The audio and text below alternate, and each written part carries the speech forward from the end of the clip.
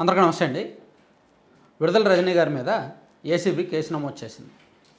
ఆ కేసు సారాంశం ఏమిటంటే, ఆమె లక్ష్మీ బాలాజీ అనే స్టోన్ క్రషర్ యజమానులను బెదిరించి భయపెట్టి అధికారంలో ఉన్నప్పుడు వాళ్ళ మీద విజిలెన్స్ తనిఖీలు చేయించి దాదాపుగా 10.5 కోట్లు ఫైన్ వేయించి, ఫైన్ కడతారా కప్పం కడతారా, అధికారికంగా ఫైన్ కడితే 10.5 కోట్లు, అనధికారికంగా కప్పం కడితే 2,20,00,000, మీ రెండిట్లో మీకు ఏం కావాలో తెలుసుకోమని బెదిరించి 2,20,00,000 లంచం తీసుకున్నారు. అందులో 2 కోట్లు ఆమె, 10 లక్షలు ఐపీఎస్ అధికారి జాషువా, 10 లక్షలు ఆమె మరిది గోపి తీసుకున్నారనేది ఏసీబీ నమోదు చేసిన కేసు సారాంశం.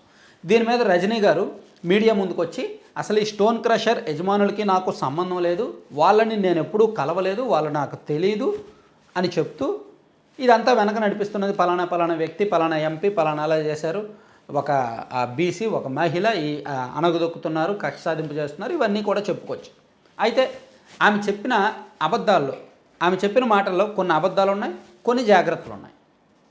చాలా జాగ్రత్తగా ఆమె చెప్పిన మాటలకి అండ్ ఇదే కేసులో, ఈ కేసులో నిందితుడిగా ఉన్న ఐపీఎస్ అధికారి జాషువా విజిలెన్స్ అధికారులకు ఇచ్చిన స్టేట్మెంట్ ఒకటి ఇప్పుడు బయటకు వచ్చింది. దాన్ని మీరు పక్కన చూస్తే ఆ స్టేట్మెంటు సారాంశం, సో మీరు ఇది పక్కన చూడొచ్చు. కరెక్ట్గా మూడో point, I have gone through the connected record available in the office of RVEO Guntur Sri G. Prasad, the assistant geologist, unfortunately passed away on 4/6/2024 due to heart attack. I came to know that important documents pertaining the petition submitted to me by the MLA Srimati Vidudala Rajani were found missing. Point. అంటే ఆర్వీఈఓగా ఈయన ఉన్నప్పుడు విడుదల రజనీ గారే స్వయంగా ఇచ్చిన complaint miss అయింది అని ఈయన విజిలెన్స్ అధికారులకు స్టేట్మెంట్ ఇచ్చాడు.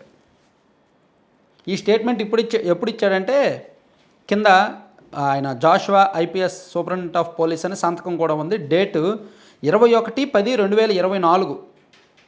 ఈ 3 పేజీలు కూడా ఆయన ఇచ్చిన స్టేట్మెంటే. ఐపీఎస్ అధికారి జాషువా గారు ఈ కేసులో ఇచ్చిన స్టేట్మెంట్. ఆయన స్టేట్మెంట్ ఇచ్చింది అక్టోబర్ 21, 2024. దీన్ని కొంచెం మనం ముందుకు వెళ్తే, అసలు ఈ కంప్లైంట్ వచ్చింది ఎప్పుడు తెలుసా ప్రభుత్వానికి? ప్రభుత్వం వచ్చిన కొత్తలో, నాకు తెలిసి జూన్ నెలలో, డేట్ కూడా కరెక్ట్గా చెప్తా, జూన్ 29, 2024.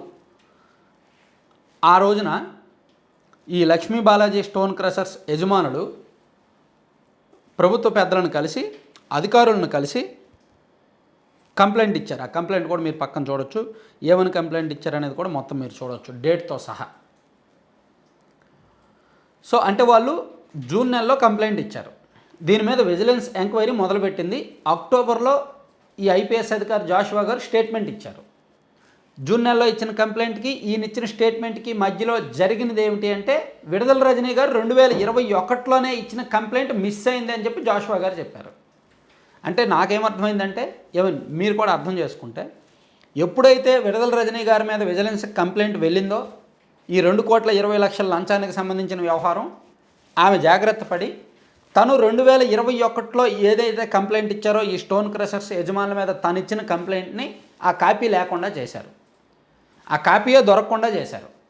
అది దొరకకుండా చేశారు కాబట్టే ఈ జాషువా గారు తను ఇచ్చిన స్టేట్మెంట్లో అదే పాయింట్ చెప్పారు. వర్ ఫౌండ్ మిస్సింగ్, మాకు కనిపించట్లేదు, అది మిస్ అయింది ఆ కంప్లైంట్ అని.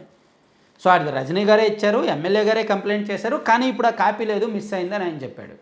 అంటే దీన్ని బట్టి మేబీ విజిలెన్స్లో కూడా ఎవరో దిగువ స్థాయిలో ఎవరో సహకరిస్తున్నారేమో, ఆ కంప్లైంట్ మిస్ అవడంలో రజనీ గారికి సహకరించారేమో.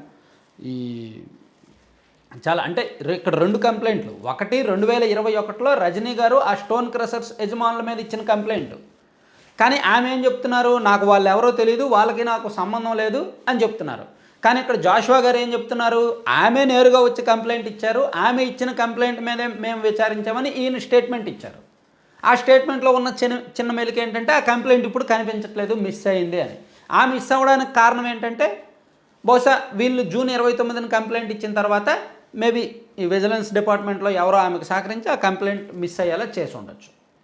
ఇప్పుడు దీన్ని ప్రూవ్ చేయడం కష్టమా సులువా? అసలు ఈ కేసులో నెక్స్ట్ ఏం జరగబోతోంది? ఒకటి, ఈ లక్ష్మీ బాలాజీ ఈ స్టోన్ క్రషర్స్ వాళ్ళు ఎవరైతే ఉన్నారో ఆ 2,20,00,000 ఏ విధంగా ఇచ్చారు లంచం? వాళ్ళు మేము ఇచ్చామని చెప్తున్నారు. వాళ్ళు ఏ విధంగా ఇచ్చారనేది పోలీసులకు స్టేట్మెంట్ ఇచ్చారు. ఇదిగో మేము పలానప్పుడు పలానంత క్యాష్ ఇచ్చాము, ఈ వ్యక్తికి ఇమ్మన్నారు ఇచ్చాము, అది వాళ్ళు అఫీషియల్గానే స్టేట్మెంట్ ఇస్తున్నారు. ఈ స్టేట్మెంట్ని బలపరుస్తూ ఐపీఎస్ అధికారి జాషువా తన స్టేట్మెంట్ ఇచ్చారు. ఇదంతా కూడా రజనీ గారు చేయమంటేనే చేశాము, ఆమె ఎమ్మెల్యేగా ఉన్నారు, అవతల వాళ్ళు తెలుగుదేశం పార్టీ సానుభూతి పరులుగా ఉన్నారు, వాళ్ళ మీద కక్ష సాధింపులో భాగంగా రజనీ గారు ఇవన్నీ చేయించారు అని చెప్పి ఆయన 3 పేజీల స్టేట్మెంట్ ఇచ్చారు. సో వీళ్ళు ఇచ్చిన స్టేట్మెంటు, ఐపీఎస్ అధికారి గారు ఇచ్చిన స్టేట్మెంటు ఆధారంగా చేసుకొని రజనీ గారిని ఈ కేసులో ముద్దాయిగా చేర్చారు. ఆమె మీద కేసు నమోదు చేశారు. ఆమెకు సంబంధించిన ప్రాథమిక ఆధారాలు బయటకు వచ్చాయి. సో ఇప్పుడు నెక్స్ట్ ఏంటి, ఆమె ఒకవేళ దీని మీద హైకోర్టుకు వెళ్తే, ముందస్తు బెయిల్ పిటిషన్ వేసి హైకోర్టు కనుక బెయిల్ ఇచ్చేస్తే ఇబ్బంది లేదు. జస్ట్ ఆమె వెళ్తారు, విచారణకు వెళ్తారు, వచ్చేస్తారు, మీడియాతో మాట్లాడతారు, కక్ష సాధింపు, బీసీ మహిళ అని ఎప్పటికప్పుడు మాట్లాడిందే మాట్లాడతారు. ఒకవేళ ఆమె కనుక హైకోర్టు ముందస్తు బెయిల్ ఇవ్వకపోతే, ఇందులో తప్పు జరిగింది, లోతుగా దర్యాప్తు చేయాలని హైకోర్టు కూడా నమ్మితే, ఆమెకు బెయిల్ ఇవ్వకపోతే ఆమెను అరెస్ట్ చేస్తారు. సో అరెస్ట్ చేసినప్పుడు తదనంతర పరిణామాలు కొంచెం గట్టిగా ఉంటాయి. ఎంత గట్టిగా ఉంటాయంటే, వన్స్ లోపలికి వెళ్ళిన తర్వాత ఇతర వ్యవహారాలన్నీ బయటకు వస్తాయి. అక్కడ సంబంధించిన భూముల వ్యవహారాలు, జగనన్న ఇళ్లకు సంబంధించిన వ్యవహారాలు, ఈ అలైన్మెంట్ మార్పు వ్యవహారాలు, ఇతర కలెక్షన్లు, గ్రానైట్ లారీల నుంచి కనెక్షన్లు, ఈ స్థలాలు, కబ్జాలు, చాలా వ్యవహారాలు బయటకు వస్తాయన్నమాట. సో ఇక్కడ ఒక చిన్న ఎర్ర లాంటిది కేసు, ఒక చిన్న ఎర్ర లాంటిది. సో దీన్ని మూలాల్లోకి వెళ్ళే కొద్దీ ఇంకా అనేక అంశాలు బయటకు వస్తాయి. సో దీనిలో విజిలెన్స్ అధికారులు ఎవరు సపోర్ట్ చేశారో, ఎందుకు ఆ డాక్యుమెంట్ మిస్ అయింది, సో జాషువా గారు ఇచ్చిన స్టేట్మెంట్నే వీళ్ళు ఎక్కువగా ఆధారంగా తీసుకుంటున్నారు. Thank you.